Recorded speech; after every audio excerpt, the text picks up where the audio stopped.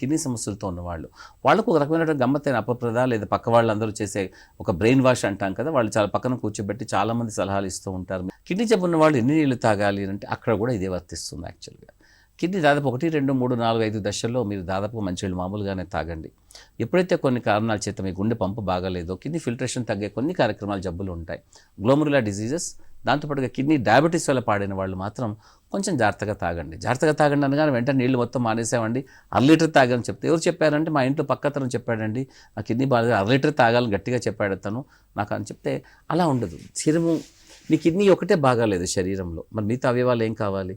గుండె, మెదడు, రక్తనాళాలు, నరాలు అవి పంచడానికి మనకు కావాల్సినటువంటి వాటికి ముడి సరుకు కావాలి, అది కూడా నీళ్ళే మళ్ళీ.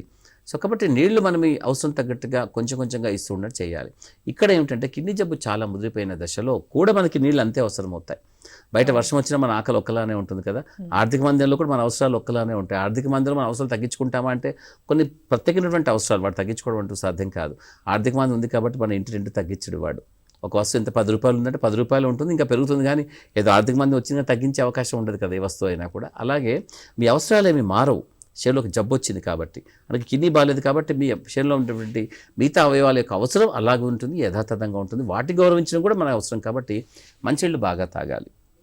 అయితే ఒకేసారి పెద్ద మొత్తంలో ఇంతకుముందు నార్మల్గా ఉన్నప్పుడు గడగడ ఇంతకుముందు నేను ఎంత చెప్పాను, మీరు నీళ్ళు తాగండి ప్రాబ్లమే లేదు, కిడ్నీ చూసుకుంటుంది, మా అయితే మూత్రాలు తయారు చేసి పంపించేస్తుంది అన్నాను.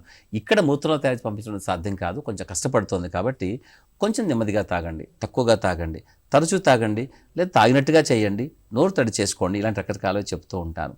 అయితే కొంతమంది చాలా చాలా సున్నితమైన శరీరం ఉంటుంది వాళ్ళకి కొంచెం నీళ్లు బాగా తాగినా అంటే 2 గ్లాసులు అనుకుందాం, ఒక రోజులో ఒక 6 గ్లాసులు తాగాలనుకుందాం, 6:30 గ్లాసుకి అతనికి వెంటనే ఆయుస్ పడిపోతాడు. ఊపిరితిత్తుల నిండా నీరు చేపోయి ఆయుసంతో పరిగెత్తుకుంటూ డయాలసిస్కి వస్తే మేము డయాలసిస్ చేస్తూ ఉంటాం. చూడండి 6 గ్లాసులు సరిపోతున్న వ్యక్తికి ఒక అర గ్లాసు నీళ్ళే ఎక్కువైపోయాయి. అది కాబట్టి అది వ్యక్తిగతంగా వాళ్ళని చూసుకుంటూ వాళ్ళు చాలా జాగ్రత్తగా ఉండాలి. ముఖ్యంగా గ్లోమరులా డిసీజ్ ఉన్నవాళ్ళు, డయాబెటీస్ వల్ల కిడ్నీ ఫెయిల్ అయిన వాళ్ళు, కిడ్నీ జబ్బుతో పాటుగా గుండె పంపింగ్ సరిగా లేనటువంటి వాళ్ళు, అలాగే లివర్ కొంచెం పాడైనటువంటి వాళ్ళు, వీళ్ళు చాలా జాగ్రత్తగా ఉండి నీళ్లు చాలా జాగ్రత్తగా తీసుకోవాలి. నీళ్లు తీసుకోకూడదని చెప్పడం లేదు, నేను ఎవరికి 1/2 లీటరు అలా ఏం చెప్పను. మీరు దాన్ని బట్టి తాగండి, మీ శరీరం అడుగుతోంది, అడిగింది కదా అని పొలమని ఇవ్వకండి. ఎందుకంటే ఇంతకుముందులా కిడ్నీ లేదు అక్కడ, అది ఫిల్టర్ చేసి పంపించడానికి మూత్రం రూపంలో. ఇక్కడ కొంచెం జాగ్రత్తగా ఉండండి అని చెప్తున్నాను. చుట్టూ వాతావరణం కూడా మళ్ళీ కష్టమవుతుంది. భారతదేశం లాంటి ఉష్ణోగ్రత అధికంగా ఉన్న ప్రదేశాలలో మీరు 1/2 లీటర్ తాగండి, లీటర్ తాగండి, పుస్తకాలు మాకు అదే చెప్పారంటే పుస్తకాలు చాలా చల్లటి దేశంలో ఉన్న వాళ్ళు కూర్చొని చక్కగా రాస్తారు. మన దేశంలో ఉన్నటువంటి వాతావరణాన్ని వాళ్ళు చూడలేదు ఎప్పుడు కూడా. మనకి ఎంత ఎండ కొడుతోంది, ఏసీ గదుల్లో ఉన్న మనకి స్వేదన రూపంలో మనకి నీళ్లు లవణాలన్నీ పోతూ ఉంటాయి. సో ఇవన్నీ మనకు పరిగణలోకి తీసుకొని మనం చెప్పాలి. కాబట్టి నీళ్ళని చాలా జాగ్రత్తగా తాగండి. నీళ్ళ అవసరం శరీరానికి చాలా ఉంటుంది. నిజానికి కొద్దిగా కిడ్నీ పాడైనప్పుడు కిడ్నీని మరింతగా కష్టపెట్టకూడదు, నీళ్లు తక్కువ చేసి. ఎండిపోయినటువంటి కిడ్నీ తొందరగా పాడవుతుంది. కాబట్టి మీరు నీళ్ళని తక్కువగా తాగకండి, మామూలుగా తాగుతూ ఉండండి, కొంచెం కొంచెంగా తీసుకుంటూ ఉండండి.